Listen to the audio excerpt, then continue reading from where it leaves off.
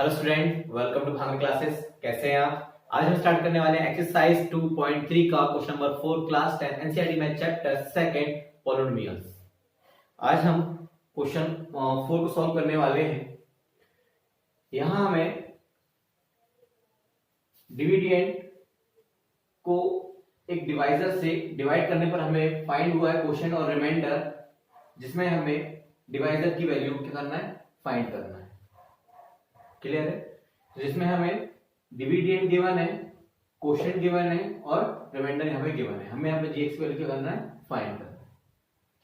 जैसे कि स्टूडेंट आप लोगों ने डिवीजन एल्गोरिथम फॉर पॉलिनोमियल्स का यूज करते हुए क्वोशिएंट, रिमाइंडर, डिविडेंड और डिवाइजर कैसे फाइंड करना है ये आपने सीखा है।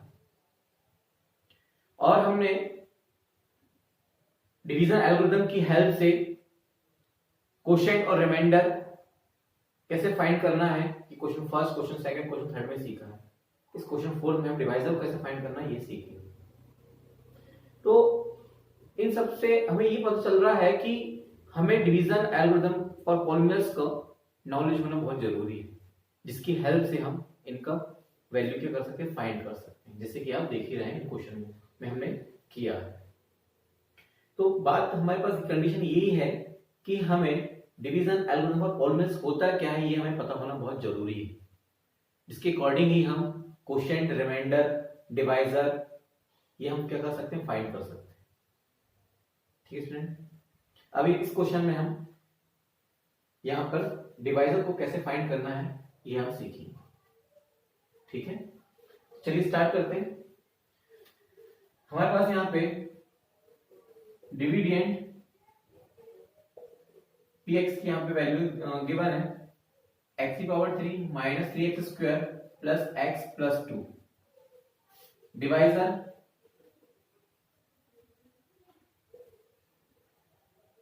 हमारे पास gx है, जिसको हमें क्या करना है, फाइंड कर निकालना है। ठीक है ना, हमें फाइंड करना है इसे। और हमारे पास क्वोशिएंट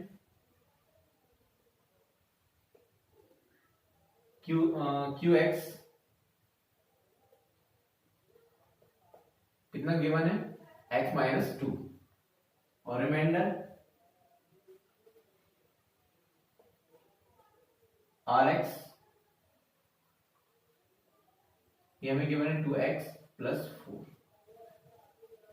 ठीक है स्टूडेंट, अब आप देख रहे हैं कि हमारे पास डिवीजन एल्गोरिथम में और पॉलिनोमियल्स में 4 पार्ट्स होने चाहिए, एक डिविडेंड का, एक डिवाइजर का, एक क्वोशिएंट का, एक रिमाइंडर, जो कि हमारे पास है, जिसमें हमें 3 पार्ट गिवन है और यहाँ पे 4 पार्ट हमें फाइंड करना है। क्लियर? तो हम यहाँ पे इस डिवाइजर को फाइंड करने के लिए डिवीजन एल्गोरिथम फॉर पॉलिनोमियल्स का यहाँ पे यूज करते हुए इस डिवाइजर की जो जीएक्स की वैल्यू है उसको क्या करेंगे, हम फाइंड करेंगे। ठीक है ना, तो किसका यूज करेंगे यहाँ पे, डिवीजन एल्गोरिथम फॉर पॉलिनोमियल्स का। चलिए इसे अप्लाई करते हैं। तो क्या होता है, डिविडेंड इज इक्वल टू होता है divisor into quotient plus remainder. ठीक है ना, जैसे हम px, डिवाइजर को gx, क्वोशिएंट को qx और रिमाइंडर को rx शो करते हैं। ठीक है, तो यहाँ पे डिविडेंड की जो हमारे पास वैल्यू गिवन है x power 3 minus 3x square plus x plus 2 है। gx हमें फाइंड करना है और qx x माइनस 2 है और रिमाइंडर माइनस 2x प्लस 4 है। जैसे कि हमें यहाँ पे gx की वैल्यू फाइंड करना है, तो इस फैक्टर को, इस पॉलिनोमियल को यहाँ पर ट्रांसफर करना पड़ेगा। तो यहाँ पे ट्रांसफर करने के लिए ये माइनस का साइन है, जब इसका ट्रांसफर किया जाएगा तो माइनस कन्वर्ट होकर इधर प्लस हो जाएगा, 2x हो जाएगा और प्लस 4 इधर कन्वर्ट होकर क्या हो जाएगा, माइनस 4 हो जाएगा। ठीक है ना, तभी आप इसकी वैल्यू निकाल सकेंगे, gx की वैल्यू फाइंड कर सकते हैं। तो उसके बाद हमें क्या करना पड़ेगा, इससे क्या करना पड़ेगा, ट्रांसफर करना पड़ेगा। तो यहाँ पे ट्रांसफर करंट साइन की वजह से चेंज आते हैं, तो -2 कन्वर्ट होके +2 हो जाएगा और +4 इधर कन्वर्ट होके -4 हो जाएगा। ठीक है, चलिए पहले इसको सॉल्व करते हैं। x की power 3 3x square plus x plus 2 -2 convert होके यहाँ पे हो गया +2 +4 कन्वर्ट होके जाएगा -4, यहाँ आ जाएगा gx इंटू x -2। चलिए इसे सॉल्व कर लेते हैं। x पावर 3 3x स्क्वायर, तो 2x 1 3x और 4x में से 4 में से 2 माइनस करेंगे तो कितना आएगा -2, साइन -2 आएगा क्योंकि 4 यहाँ पर बड़ा है। ठीक है ना, अब gx is equal to x -2। अब आप देख पा रहे हैं कि अगर मैं इस gx की वैल्यू फाइंड करूंगा तो x -2 इसके अपॉन में जाएगा, और जब x -2 इसके अपॉन में जाएगा सॉरी, तो यहाँ पे x -2 डिवाइजर का वर्क करेगा और हमारे पास ये डिविडेंड का। क्लियर है, निकालना तो हमें डिवाइजर ही है, लेकिन जब हम इसकी वैल्यू फाइंड करेंगे जी इसके अपॉन में जाएगा, तो फिलहाल x -2 किसका वर्क करेगा यहाँ पे, डिवाइजर का, और ये हमारे पास क्वोशिएंट, सॉरी हाँ ये हमारा डिविडेंड। क्लियर है। और एक चीज और, जैसे कि हमने क्वेश्चन सेकंड में फैक्टर के बारे में चर्चा किया था, उसको देखते हुए आप यहां देख पा रहे हैं कि ये हमारे पास डिविडेंड है, ये डिवाइजर और ये क्वोशिएंट है, ये क्या है, डिविडेंड है, डिवाइजर और क्वोशिएंट, रिमाइंडर है क्या, नहीं है। इसका मतलब कि डिवाइजर और क्वोशिएंट इस डिविडेंड की क्या है, फैक्टर है, और फैक्टर हम इसलिए बोल पा रहे हैं क्योंकि यहां पर हमारे पास रिमाइंडर नहीं है। क्लियर हुआ, यहां पर हमने बोला कि यहां पर जो डिवाइजर है और क्वोशिएंट है वो इस डिविडेंड के फैक्टर है। फैक्टर क्यों बोल रहे हैं, क्योंकि यहां पर रिमाइंडर नहीं है। क्लियर, और अगर ये दोनों इसके फैक्टर हैं, इसका मींस कि जब jx की वैल्यू हम फाइंड करेंगे और इस डिविडेंड को x -2 से डिवाइड किया जाएगा तो रिमाइंडर कितना आएगा हमारे पास, 0 आएगा। रिमाइंडर कितना आएगा, 0 आएगा। तभी तो हम कह पा रहे हैं ना कि ये डिविडेंड, ये मतलब ये डिवाइजर और ये क्वोशिएंट इस डिविडेंड के क्या है, फैक्टर है। और फैक्टर की कंडीशन आपने देखा, फैक्टर कब कहा जाता है, कि जब उसका रिमाइंडर कितना जाए, 0। इसका मतलब कि जब इस पॉलीनोमियल को इस पॉलीनोमियल से डिवाइड किया जाएगा तो हमारा फैक्टर कितना आएगा, 0 आएगा। अब यहाँ पे हम देखेंगे इसी चीज को, ठीक है ना। तो हम क्वेश्चन को ऐड करते हुए चेक कर रहे हैं, इंक्लूड करते हुए एक दूसरे के क्वेश्चन को एक दूसरे जोड़ते हुए हम समझ रहे हैं कि क्या फैक्टर होते हैं, क्या रिमाइंडर, क्या क्वेश्चन फाइंड किया जा सकता है, इसको भी हम समझते साथ में चलते जा रहे हैं, ठीक है ना। तो चलिए यहाँ पे gx की वैल्यू हम फाइंड करेंगे। तो gx की वैल्यू फाइंड करने पर x -2 कहाँ जाएगा, इसके अपॉन में, तो gx is equal to x की power 3 3x square plus 3x -2 upon में जाएगा x -2। अब जैसे कि मैंने आपको बताया कि हमें निकालना तो डिवाइजर है, gx की वैल्यू निकालना है, लेकिन फिलहाल यहाँ पे gx की वैल्यू ऐसे फाइंड करेंगे तो x -2 कहाँ चला गया, इसके अपॉन में। तो फिलहाल यहाँ पर x -2 डिवाइजर का वर्क कर रहा है और ये डिविडेंड का, ठीक है ना। तो चलिए इसे डिवाइड करके gx की वैल्यू फाइंड करते हैं यहाँ पे, और डिवाइड करने की प्रोसेस हमारी वही है जो हम first question, second question, third question में करते हुए आ रहे हैं। x की power 3 3x square plus 3x -2, क्या हमारी प्रोसेस होती थी डिवाइड करने की।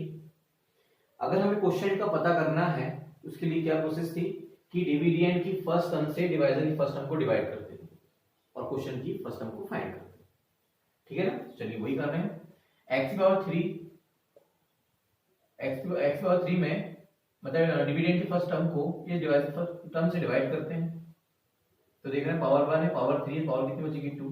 ये क्वेश्चन की फर्स्ट टर्म आ गई, और जो क्वेश्चन की फर्स्ट टर्म हमें फाइंड होगी उसका मल्टीप्लाई डिवाइजर की जितनी भी टर्म होंगी उन सभी से मल्टीप्लाई कर हम हमारे डिविडेंड को क्या करेंगे, तैयार करेंगे, ठीक है।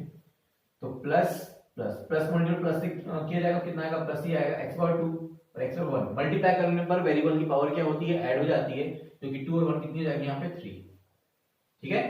प्लस माइनस माइनस और 2 1 जा 2 x स्क्वायर, सेम वेरिएबल के नीचे सेम वेरिएबल को नोट किया जाता है।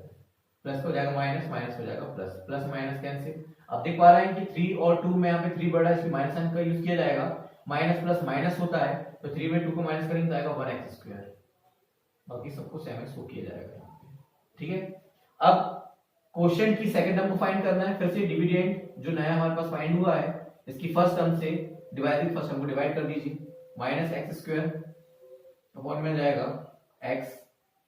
तो आप देख रहे हैं कि x स्क्वायर में से x को फाइंड कट करेंगे, ओनली माइनस एक्स बचेगा यहाँ पे आ जाएगा minus x, minus plus minus, minus minus हो जाएगा plus, sorry minus plus minus x का मल्टीप्लाई, अगर x में किया जाएगा मल्टीप्लाई करने पावर ऐड होती है कितनी, power 2, minus minus plus x का मल्टीप्लाई 2 करेंगे यहाँ पर जाएगा 2x, ठीक है ना। अब क्या होगा, साइन चेंज करेंगे यहाँ पे, माइनस का प्लस, प्लस का माइनस, माइनस प्लस कैंसिल, 3 और 2 में कौन बड़ा होता है, 3 से प्लस साइन यूज किया जाएगा, प्लस माइनस माइनस होता है, 3 में 2 माइनस को करेंगे तो आ जाएगा कितना है, बचेगा 1x माइनस 2। अब हमें क्वोशिएंट की थर्ड टर्म को फाइंड करना है, तो डिविडेंड की फर्स्ट टर्म से डिवाइड की फर्स्ट टर्म को डिवाइड कर दीजिए, अगर x को x में डिवाइड करेंगे तो जाएगा प्लस 1, तो जाएगा हम प्लस 1, प्लस प्लस का जाएगा प्लस, 1 का मल्टीप्लाई x में करेंगे तो जाएगा x, प्लस माइनस माइनस 2 1 जा 2, प्लस का माइनस, माइनस का प्लस, ये हो जाएगा चेंज, आ गया यहाँ पे 0। हमने जैसे कि अभी आपसे बात की थी कि अगर यहाँ पे gx और x माइनस 2 इस पॉलिनोमियल्स के फैक्टर हैं तो रिमाइंडर क्या आएगा, 0 आएगा डिवाइड करने पर। और आप देख रहे हैं कि हमने डिवाइड किया तो कितना आ गया, यहाँ पे रिमाइंडर 0 आया, ठीक है ना।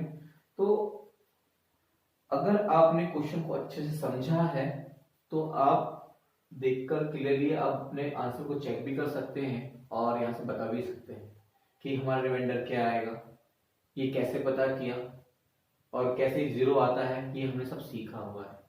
तो इस ऐसी कंडीशन को चेक करते हुए हम क्लियरली हम कह सकते हैं कि हमारा रिमाइंडर 0 कब आएगा और 0 कब नहीं आएगा, ठीक है स्टूडेंट।